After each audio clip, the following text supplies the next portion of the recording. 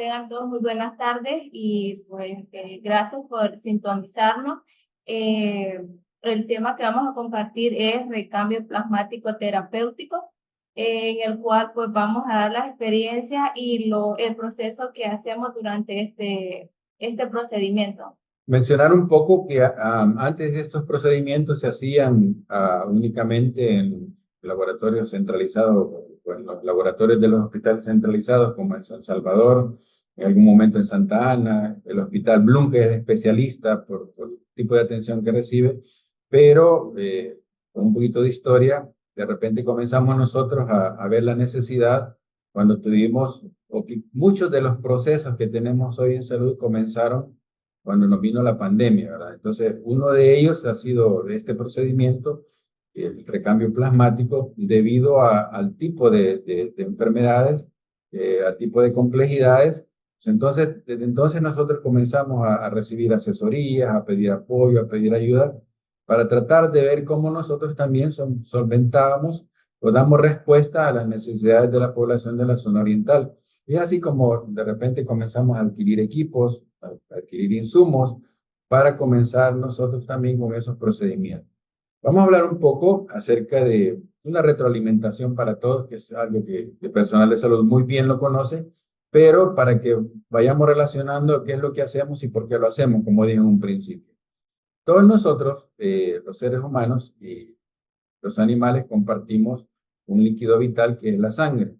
Eh, de todos es conocido que la sangre es un componente líquido, pero que tiene diferentes compuestos o componentes. Tenemos los glóbulos rojos, que es la que la mayoría de gente la asocia a la sangre, ¿verdad? Con glóbulos rojos, pero que nosotros técnicamente conocemos que también, aparte de los glóbulos rojos, el componente mayor o que tiene mayor porcentaje en la sangre es el plasma. Y ese plasma está compuesto por diferentes sustancias, por diferentes componentes, valga la redundancia. Dentro de esos componentes, nosotros sabemos que el plasma está compuesto principalmente por agua, en un 90%. Tiene un 30% de otros componentes, sustancias de desecho, algunas proteínas, algunos nutrientes, etcétera. Pero hay un 7% que tiene una relevancia muy importante porque es el componente de ciertas proteínas que son los que nos ayudan a controlar muchas de las funciones que realiza nuestro organismo. Que sin esas funciones nosotros tuviéramos muchas dificultades para defendernos de microorganismos, tuviéramos muchos problemas a la hora de que que tendríamos alguna herida y poder detener un sangramiento, para regular la presión arterial, para regular la presión oncótica, para regular la presión un montón de funciones que realiza esa pequeña cantidad de porcentaje que están dentro del plasma y que corresponde a las proteínas. Dentro de esas proteínas, nosotros tenemos unas que juegan un papel muy importante en la defensa de nuestro organismo, y esas son las que todos conocemos, o las famosas inmunoglobulinas. Las más importantes, o de las que de repente nosotros en la parte clínica estamos más relacionados y las conocemos, son la inmunoglobulina G, la inmunoglobulina A, la inmunoglobulina M, la inmunoglobulina D y la inmunoglobulina E. Y cada una de ellas juega un papel importante a la hora de defendernos, ya sea en una infección aguda o en alguna infección crónica. Entonces, y esas proteínas, esas inmunoglobulinas, están contenidas en ese producto de la sangre o en ese componente de la sangre que es el plasma. ¿Qué quiere decir? Que la sangre tiene funciones de defensa y tiene tres funciones termorreguladoras, entre otras, a través de el componente plasmático. Entonces, eso cuando nosotros hablamos de situaciones fisiológicas normales, cómo nuestro organismo funciona normalmente. Pero cuando hay algunas situaciones en las que por diferentes motivos, por diferentes razones, nuestro cuerpo, nuestro organismo o las funciones de nuestro organismo tienen dificultades, entonces esos mismos componentes que en algún momento nos ayudan a defendernos contra agentes externos, en algún momento esas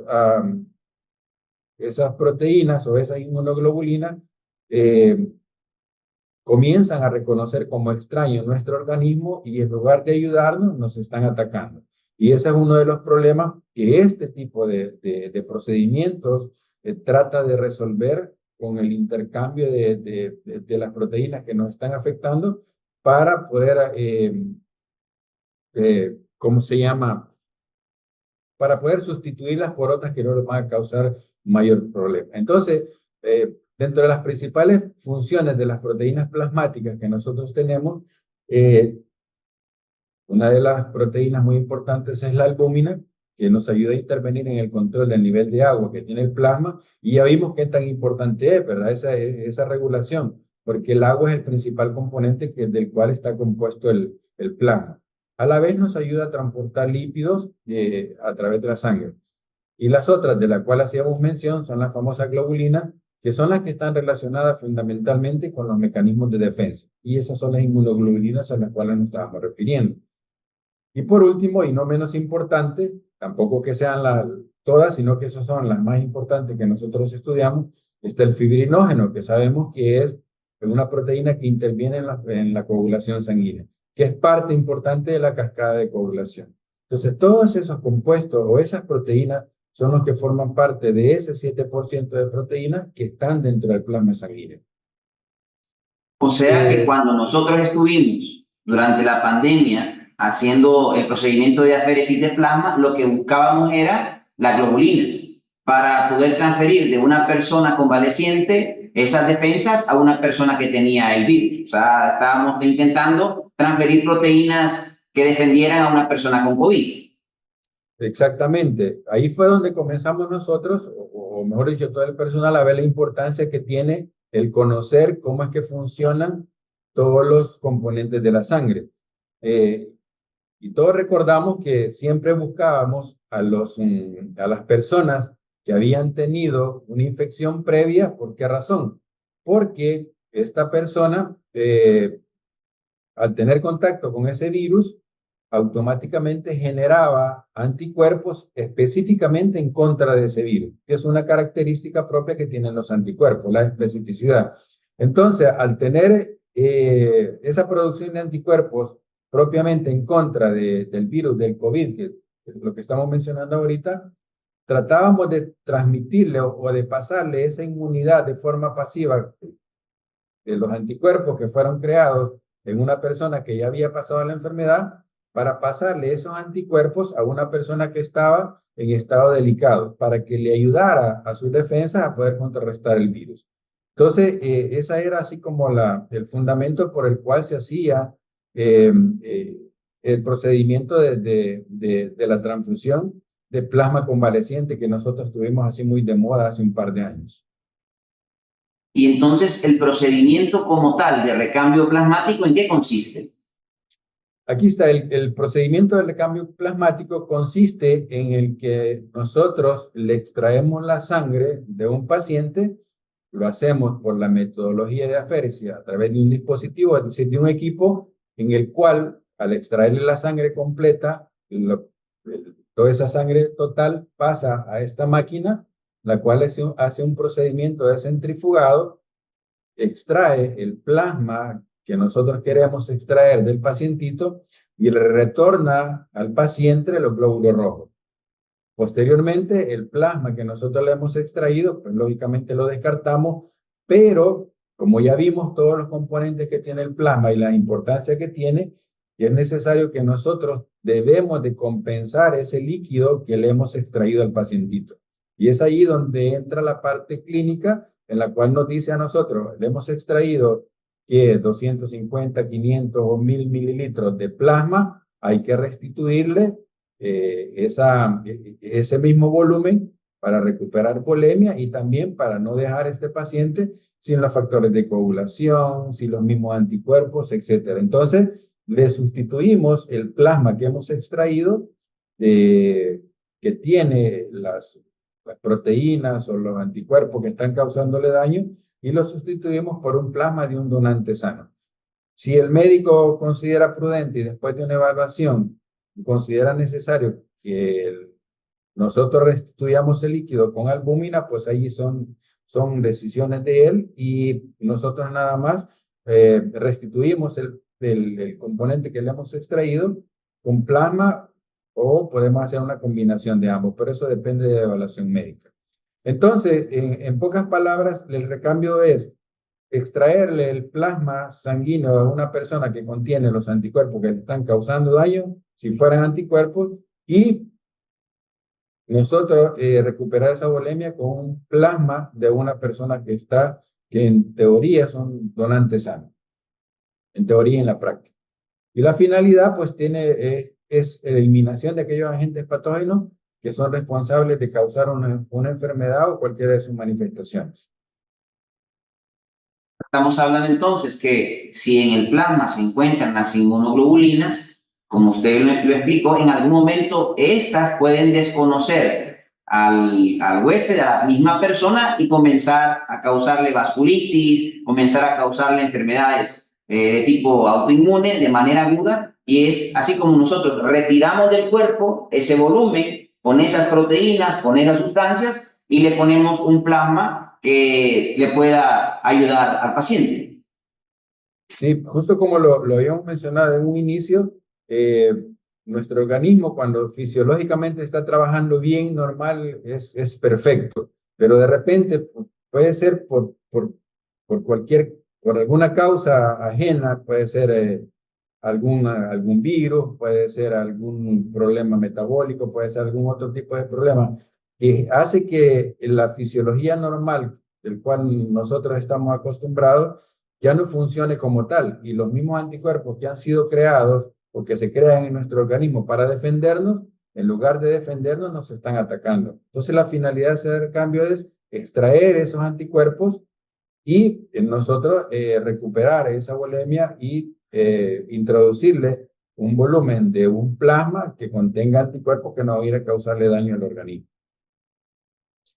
El fundamento del recambio pues consiste en una reducción de la concentración plasmática de la sustancia patológica que está causando esas situaciones y que lo lleven a niveles que conlleven a una mejoría del paciente. Los objetivos de la reposición, como venimos haciendo énfasis en eso, ¿verdad? Que no solamente le vamos a estar extrayendo, sino que también vamos a estar compensando los volúmenes de líquido al paciente también. Debemos de, como objetivo principal, mantener la volemia y también restablecimiento de las funciones propias que nos genera el plasma. ¿Sí? Como usted lo En este mencionaba, caso, licenciado, vamos de uno en uno. O sea, le quita 250 ml, hay que agregarle 250 ml de plasma. Ese sería un recambio de uno en uno. Hay que restituirle el mismo volumen que ha sido extraído. Porque si no, nosotros mismos le vamos a estar causando una descompensación al paciente. ¿Cuál es la utilidad que de repente le demos? Pues ya creo que todos vamos relacionándolos. Pues en primer lugar, extracción de aloanticuerpos, extracción de autoanticuerpos, extracción de inmunocomplejos y también extracción de proteínas.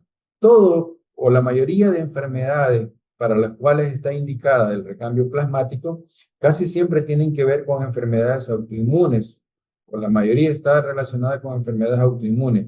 Cuando hablamos de autoinmunidad, es cuando nuestro propio sistema de defensa, que debería de ayudarnos a defendernos en contra de los microorganismos externos, pues nos está atacando nuestro propio cuerpo. Entonces, puede ser un aloanticuerpo, puede ser autoanticuerpo, cualquier otro inmunocomplejo que nos esté generando daño y que en algún momento una solución pudiera ser mejor extraer esos anticuerpos, pues para eso es la utilidad que tiene el recambio plasmático.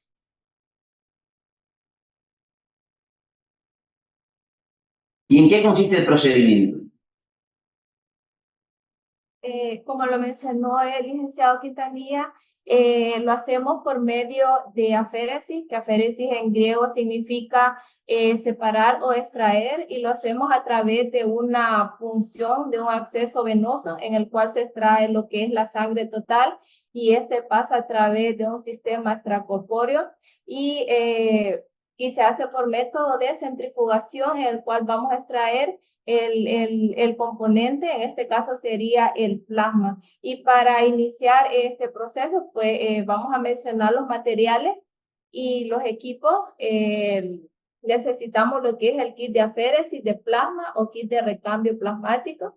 El anticoagulante de selección es el citrato de ácido de destroza, que contiene agua también, que es conocido como ACDA, alcohol, guantes, calculadora indispensable y el monitor de funciones vitales.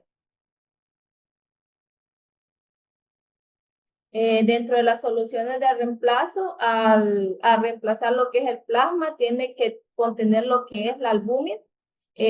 Usamos lo que es albúmina al 5% y el plasma fresco congelado, que es la solución ideal que contiene todos los componentes de la coagulación y sobre todo albúmina. El personal involucrado en el procedimiento, tenemos un equipo multidisciplinario en el cual está el personal médico, el médico hematólogo o el médico tratante a cargo, el personal de enfermería, el personal de laboratorio y ayudante de enfermería. En conjunto, pues, tenemos que trabajar todos para que el procedimiento sea un éxito, ¿verdad?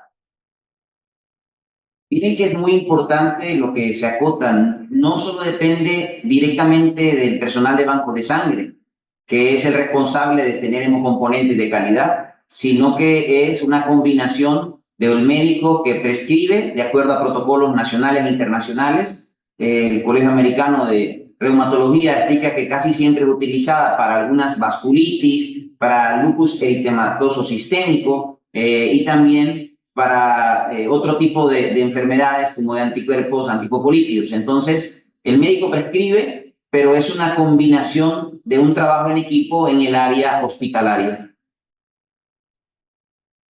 Para el procedimiento, hacer una reseña. La primera aféresis terapéutica que hicimos fue en febrero del 2022. Ahí está, pues, el licenciado Jaime, la licenciada Lazo y mi persona. Ese fue nuestro primer procedimiento. Lo primero que hacemos es que el médico se comunica, llama al banco de sangre para solicitar el procedimiento. El personal de enfermería toma y envía una muestra de paciente para verificar el tipo de sangre. Es uno de los exámenes que nosotros pedimos para ver la disponibilidad del líquido de reemplazo. El personal de banco de sangre solicita lo que es la información sobre los líquidos de reemplazo que va a usar, ya sea plasma o albúmina o la combinación de las dos. Y el personal de banco de sangre también verifica la disponibilidad del plasma sanguíneo y si no contamos con el plasma, pues se hacen las gestiones a los diferentes hospitales del sistema de salud. Entre la preparación del paciente llegamos a lo que la modalidad que tenemos es que nosotros nos movemos con el equipo, ¿verdad? Llegamos al servicio, hacemos la identificación del paciente, el nombre, el número de expediente y el diagnóstico, pues es muy importante. Tenemos un libro en que vemos el diagnóstico y ya tenemos como una referencia qué es lo que vamos a realizar y el por qué se realiza. Solicitar al médico encargado, conectar el monitor cardíaco continuo. Antes de iniciar tiene que estar este monitor para ver los signos vitales, para ver cómo está la presión, porque una de las funciones de nosotros es estar monitoreando tanto el cambio de los líquidos como los signos vitales, en este caso sería la presión sanguínea, la presión cardíaca del paciente. Y solicitamos al personal de enfermería una vía periférica permeable, en este caso por si se presenta una reacción adversa, más que todo por el plasma fresco que puede presentar una reacción, tenemos que estar preparados ante estas reacciones. Verificamos la conexión del equipo, es muy importante que tengamos un suministro eléctrico de energía para que nuestro proceso no se vea interrumpido por alguna falla eléctrica o estar conectado a una batería. Ese es bien indispensable antes de iniciar este procedimiento. Encendemos el equipo cuando ya tenemos todo preparado y vamos a dejar que inicie. Cuando ya está iniciado, colocamos lo que es el kit de aféresis según el manual del fabricante y trabajamos el protocolo de recambio plasmático y podemos trabajar también el protocolo de plasma fresco o dependiendo de la existencia alimentaria que tengamos. Y ya tener listo encendido el equipo, ingresamos los datos que está en la solicitud de recambio plasmático, como por ejemplo el hematócrito, el volumen de plasma que vamos a extraer, que el médico tratante pues es el que nos indica cuánto plasma vamos a extraer a través de una fórmula que ellos hacen. El médico encargado conecta el kit al paciente. Nosotros tenemos mucho cuidado en cuanto a las medidas de bioseguridad, por eso el médico encargado o la enfermera es quien conecta el kit al catete Maurca para evitar una contaminación. Y cuando iniciamos cada ciclo, pues tomamos una nueva referencia en cuanto a la presión arterial del paciente. A veces podemos tener ciclos hasta de 10, de 12, dependiendo del volumen de plasma a extraer. Y ya para finalizar el procedimiento, igual solicitamos al médico que desconecte, teniendo siempre los cuidados de bioseguridad. La enfermería pues realiza al retirar lo que es el kit, la enfermera realiza la asepsia del Maurca y se asegura de dejarlo permeable porque no solamente es ese procedimiento, sino que pueden ser hasta 5 o 6 dependiendo del diagnóstico o la enfermedad a tratar. Y al final pues se deja una constancia al procedimiento. Como pueden ver en la pantalla, ahí está la constancia que dejamos. En ese procedimiento se llevó prácticamente 6 horas.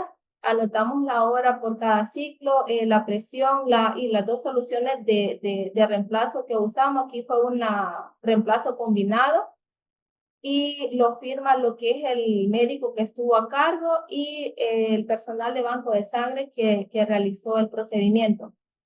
Y al final, pues, queda registro de todos los cálculos que realizamos.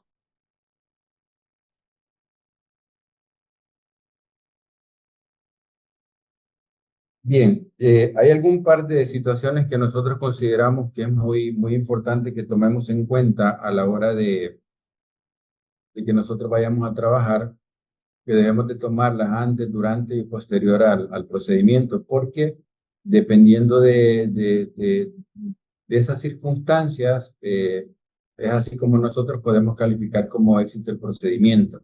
En primer lugar, nosotros debemos de tomar en cuenta la historia clínica del paciente, la hoja de registro del recambio plasmático, porque en esa nosotros dejamos registrado todo. Cuál fue el líquido, cuánto utilizamos, cuánto fue el extraído, cuánto fue el infundido, porque la enfermería luego comienza también a hacer sus anotaciones para ver cómo está trabajando la volemia de ese paciente.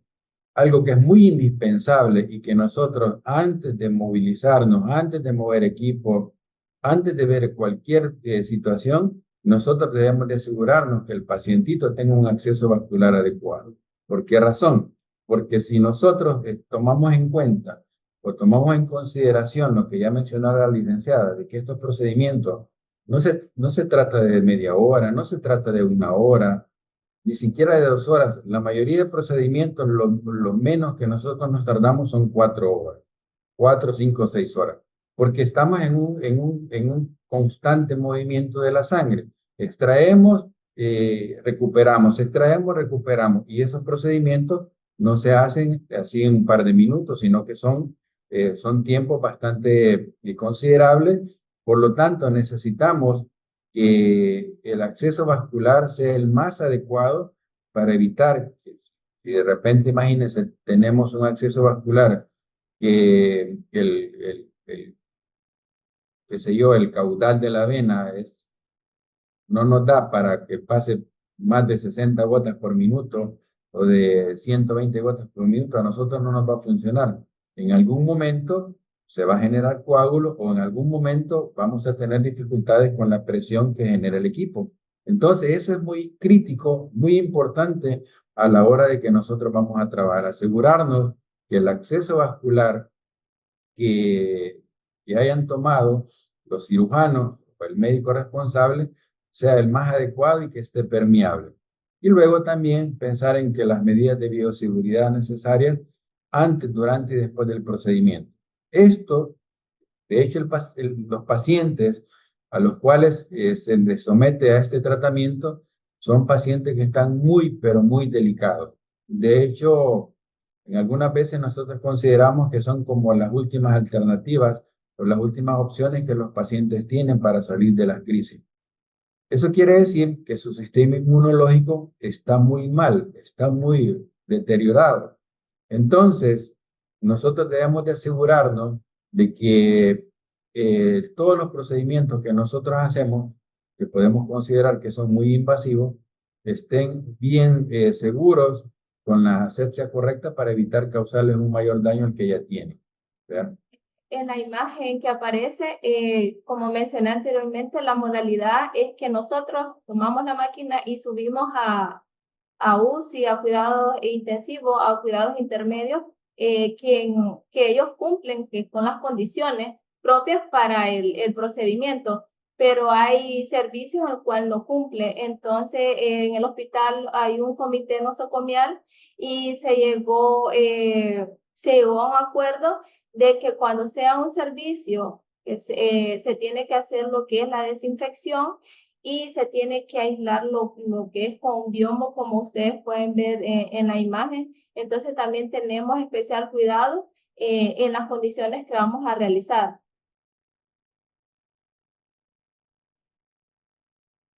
Siguiendo con estos detalles como puntos claves, hay otra que nosotros no podemos de obviar y es el hecho de que dentro del procedimiento, el procedimiento no es exclusivo ni es únicamente del personal de banco de sangre, porque nosotros prácticamente nuestra función es estar manejando la máquina y estar viendo que los líquidos de reemplazo estén en el momento. Pero la evaluación clínica del paciente tiene que estar el médico involucrado, tiene que estar el médico pendiente de ese paciente para verificar si en algún momento no sufre algún cambio en sus signos vitales. El médico tiene que estar constantemente acompañándonos. Otro recurso importante que no debe de faltar también es la enfermera. La enfermera tiene que estar pendiente de que también, si en algún momento nosotros tenemos dificultades con el acceso venoso, poder auxiliarlo. Que si la paciente necesita algún medicamento porque ha sufrido alguna descompensación por todo el trabajo que se está haciendo, también tiene que estar ahí atenta para poder apoyarlo. Lo que la compañera mencionó en algún momento, de mantener un suministro de energía constante. ¿Qué tiene que ver eso con el trabajo de laboratorio? Pues tiene que ver mucho, porque el equipo que nosotros tenemos funciona a base de energía, a base de corriente. Entonces, si en algún momento nosotros no tomamos en cuenta ese detallito y por algún motivo se va la energía, se va la corriente, ese equipo se detiene y detenemos todo el trabajo. Entonces, eso es como prácticamente grave porque nosotros paramos, detenemos todo el proceso y todo lo que cuesta de repente tener descongelado 10, 15, 20 plasmas, los vamos a perder. Porque la máquina de repente ya no enciende porque se pudo haber quemado algún fusible por los cortos de energía, también uno tiene que valorarlo. Entonces, lo más recomendable es que el equipo esté conectado a una batería y en algún momento se vaya la energía, pues nosotros poder tener una constante disposición de energía y que el equipo no se vaya a apagar. Y lo que les mencionaba hace un momento, el acceso vascular, que también es como la parte medular de todo el procedimiento, porque si no tenemos un acceso vascular adecuado, si no tenemos un acceso vascular libre, nosotros no vamos a poder desarrollar el procedimiento. Porque ya dijo la compañera, son dependiendo del volumen a cambiar, así es la cantidad de ciclos que el equipo va a desarrollar o va a requerir. Entonces necesitamos que las vías en las cuales estemos haciendo el procedimiento estén listas, estén preparadas y estén permeables. Y otra situación son las condiciones del espacio físico donde se hará el procedimiento. Al principio nosotros teníamos dificultades porque con la asesoría que tuvimos del licenciado Jaime, hacía bastante hincapié en que estos procedimientos deberían de hacerse en un área como la UCI, por ejemplo, en el cual reúnen todas las condiciones necesarias, condiciones asépticas, para poder atender este tipo de procedimientos. Pero muchas veces las UCI están ocupadas, están completamente llenas y a veces no cabe ni el equipito que nosotros andamos, que no es tan grande. Por lo tanto, lo que nosotros exigimos o solicitamos, mejor dicho, al personal de enfermería a través de la supervisora, que se nos genere un espacio, que hagan una buena desinfección y que generen un ambiente en el cual nosotros podamos considerar que es bastante seguro para el paciente. Luego, debemos de considerar también tener disponibilidad de las soluciones de reemplazo. Porque una cosa es que el médico nos diga, vamos a ocupar 20 plasmas, y de repente nosotros digamos, sí, démosle, tenemos el equipo, pero no tenemos los plasmas, no los tenemos a la mano, entonces, ¿con qué vamos a restituir la volemia de este paciente? Si de repente el médico nos dice, vaya, vamos a hacer el procedimiento con 10 unidades de albúmina y 10 unidades de plasma, pero preguntamos a enfermería, ¿ya solicitaron la albúmina a farmacia? ¿Ya la tienen? Y dicen, no, es que no nos han dicho nada. Nosotros contenemos, sí contamos con el plasma que nosotros recuperamos de los donantes, pero ya la albúmina ya no depende de nosotros. Pero sí, yo estoy consciente que es una parte crítica y que debo de estar antes de comenzar el procedimiento, de asegurarme que enfermería sí tenga consigo la albúmina, porque es parte de los líquidos de reemplazo que el médico ha solicitado. Entonces, si yo no tengo plasma para poder recuperar volemia. Si yo no tengo la albúmina para poder apoyar al paciente, yo no comienzo el procedimiento. ¿Por qué? Porque entonces solo voy a estar extrayendo, pero no voy a estar recuperando nada. Y ya la lámina principal nos decía cuáles son las funciones que tiene el plasma de acuerdo a sus componentes. Entonces voy a estar privando también al pacientito de algunos componentes que él sí necesita y que para él son vitales. Otro detalle muy importante que nosotros debemos de considerar es el monitoreo constante de los signos vitales. Yo puedo estar monitoreando, puedo estar revisando, pero de repente es el médico el que va a estar revisando esa constante porque es el que sabe la condición del paciente. Sin embargo, y nosotros como técnicos de laboratorio debemos de conocerlo también por si algún momento el doctor está atendiendo el paciente por alguna anomalía, yo verificar y tratar de ser un apoyo para él.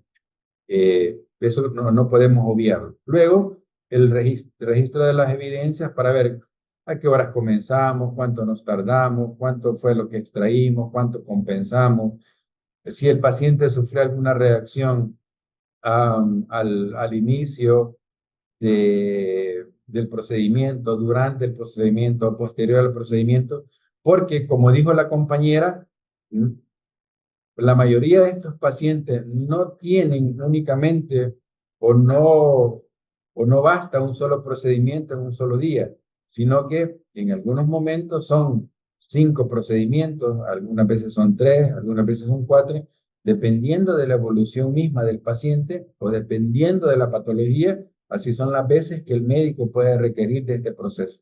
Entonces, debemos de registrar bien y lo otro que mencionábamos y que volvemos a recalcar, que son las medidas de bioseguridad para el pacientito mismo, para que nosotros, en lugar de estarle ocasionando un bienestar, pues le vamos a causar más daño.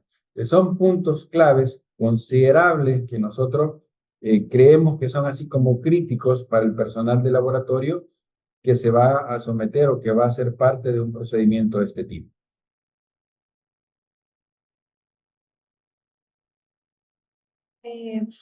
Podemos observar en las imágenes que está el personal de enfermería con su equipo de protección, está con su bata, está con su gorro, mascarilla, sus guantes estériles, para lo que es iniciar el proceso y hacer lo que es la asepsia al paciente. También participa el médico que está a cargo. Él también pues usa sus medidas de bioseguridad. Y como nosotros como banco, como ya lo mencioné, nosotros no no hacemos, no manipulamos lo que es el catéter MAURCA para evitar cualquier contaminación al paciente. Dentro de las patologías que hemos tratado en el Hospital San Juan de Dios de San Miguel, tenemos esclerosis múltiple, púrpura trombótica, trombocitopénica, el síndrome de hiperviscosidad, el lupus eritematoso, mielitis transversa, síndrome de Guillain-Barré, anemia hemolítica y lo que es hay muchas patologías y están clasificadas tanto patologías hematológicas, renales, patologías neurológicas, hay en fin un montón de patologías, pero las que nosotros hemos tratado son estas y la que mayor porcentaje de pacientes que hemos tenido es la púrpura trombótica, seguido del síndrome de Guillain-Barré. Y pueden ver la gráfica como una reseña de lo que hicimos, lo que es el año pasado, aunque iniciamos en 2023, tuvimos una de mielitis transversa, tuvimos 20 de púrpura trombótica y en julio tuvimos 3 de Guillain-Barré. Esa ha sido nuestra reseña. Lo que hemos hecho el año pasado, ahorita en este año ya hicimos 2 con lupus eritematoso.